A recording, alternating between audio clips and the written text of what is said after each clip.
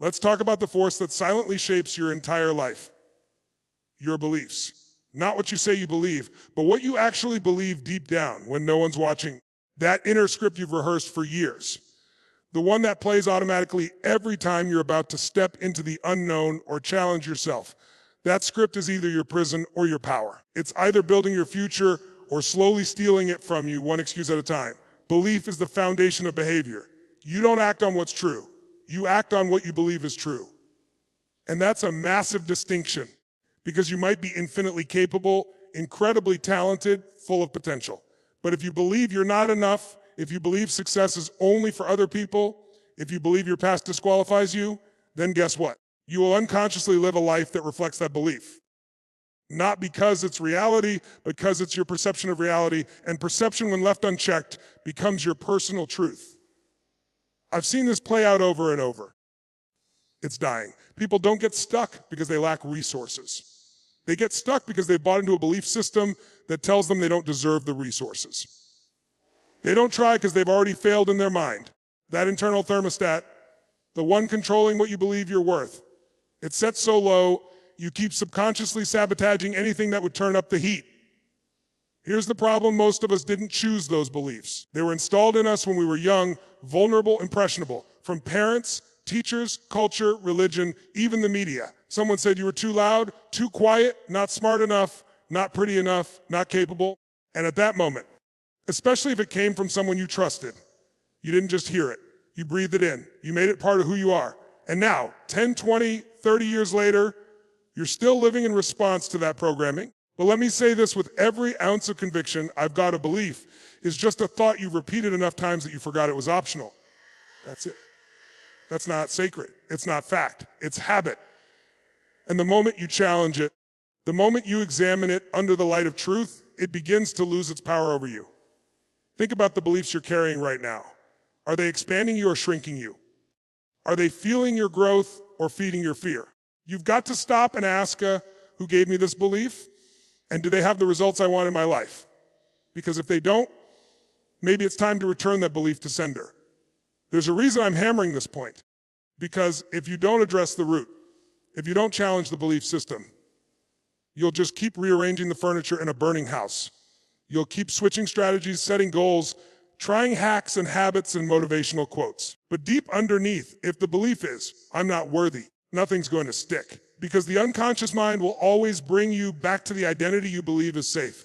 Your brain is wired for survival, not success. It craves certainty. It fears risk. It wants to keep you alive, not fulfilled. And if you don't train it, if you don't consciously rewire those belief patterns, it'll talk you out of greatness every time. It'll whisper, stay small, stay safe, don't get hurt again. But here's what it won't tell you, that staying safe actually what's killing your spirit. So how do you break free? First, awareness. You can't change what you're not aware of. Start noticing the thoughts that show up when you're about to stretch, when you're about to launch the business, ask for the raise, speak your truth, or walk away from something toxic. What do you hear? That voice. That's your belief system talking. And it's your responsibility to interrogate it. Second action. You don't think your way into new beliefs. You act your way into them. When you consistently take action that contradicts your limiting beliefs, your nervous system starts to recalibrate. You prove to yourself that what you feared wasn't fatal. And slowly, you build a new identity. One rooted in evidence, not fear.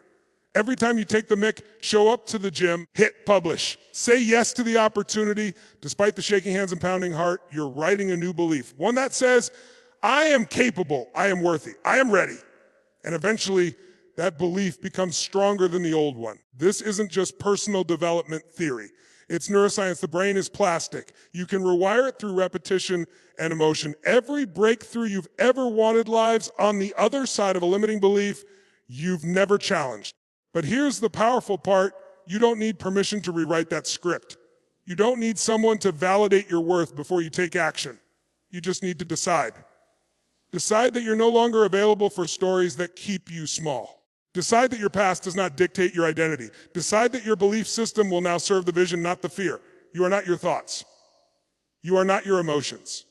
You are the awareness behind them.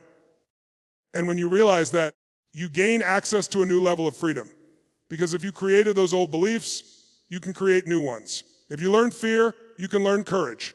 If you've been practicing playing small, you can start practicing showing up. Let me ask you something. Really ask yourself this. What would change in your life if you truly believed that you were worthy of everything you desire? Not just on a good day, not just when you're winning, but all the time. What would you attempt?